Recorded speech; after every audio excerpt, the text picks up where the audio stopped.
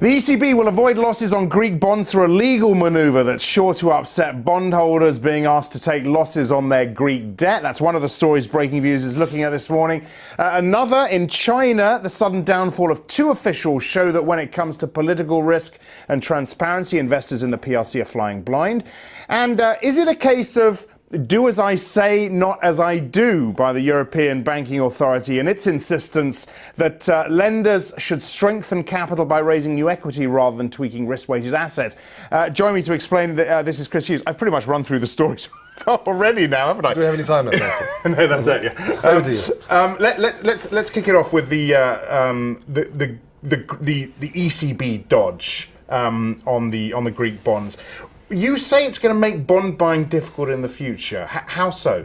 Well, suddenly we're sort of changing the rules of the game here, aren't we? So, if it really is the case that through some sort of legal wheeze, the ECB and national central banks, don't have to take losses on Greek bond buying, but then, everyone else is being told they're going to have haircuts, and everyone else is effectively being subordinated, then it calls into question the ability of the capabilities bond buying programs to really have any credibility in the future. Yeah. And it's you wonder whether it's got any credibility anyway. Now you look at the amounts getting smaller and smaller, and the LTRO is the real deal now. Yeah, and it's really going to rile people because the whole point about the Greek bailout and the packages being places, so all in it together, and there's burden sharing. Well, it doesn't look like there's much burden sharing here, does it? No. All right. You can find that piece on the Breakingviews site. Let's stick with Europe and look at the waiting game with its banks. It's quite a complicated piece, this, but this is about the EBA and what they're asking banks to do in terms of strengthening capital by raising equity. But there's a little bit of a loophole here, and that is to help SMEs. Yeah, I understand.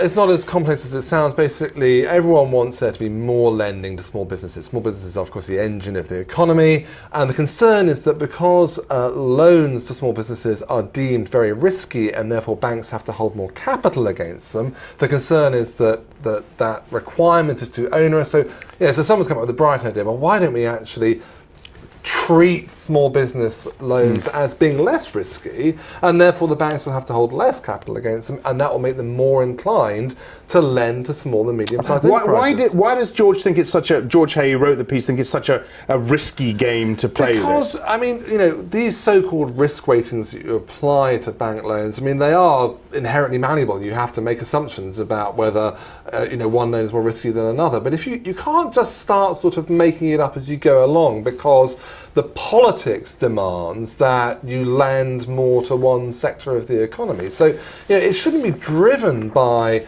those big sort of political goals. It should be given by what does the data say? What does the historical data say about the default risk of small and medium-sized business loans? And that should be the requirement. And investors will see through this. If there is an attempt to essentially pretend that one category of lending isn't as risky as it really is, they will see through that, and that will be damaging, very damaging for confidence overall. Okay, and we finished very quickly with this China story by John Foley.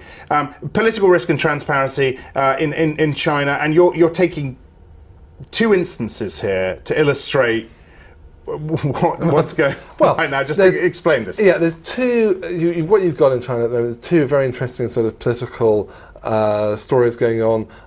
In Hong Kong, the sort of mayor, governor,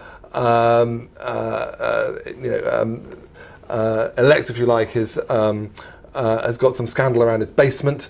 Which his wife built. I'm not going to be careful about precise details. And then you have a rising sort of Politburo star suddenly finding his right-hand man is defected. Now, as an investor looking in on these two stories, what on earth do you make of it? What does it mean? And the answer is, we just don't know. Investing in China and trying to sort of quantify financially what these things mean, it's very, very hard. It's like taking an option where you don't know the strike price, you don't know the conditions under which it's going to pay out or cost you.